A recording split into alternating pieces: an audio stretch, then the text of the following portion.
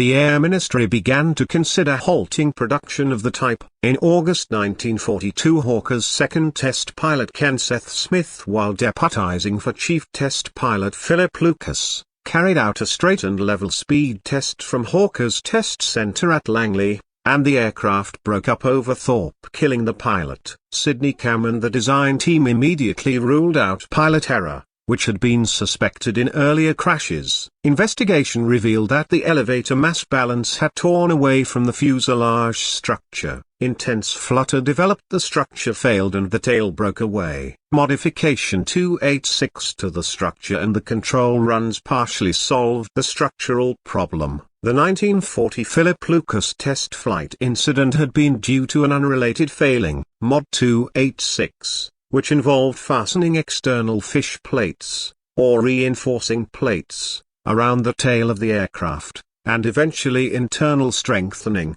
was only a partial remedy, and there were still failures right up to the end of the Typhoon's service life. The Sabre engine was also a constant source of problems, notably in colder weather, when it was very difficult to start, and it suffered problems with the wear of its sleeve valves with consequently high oil consumption. The 24-cylinder engine also produced a very high-pitched engine note which pilots found very fatiguing.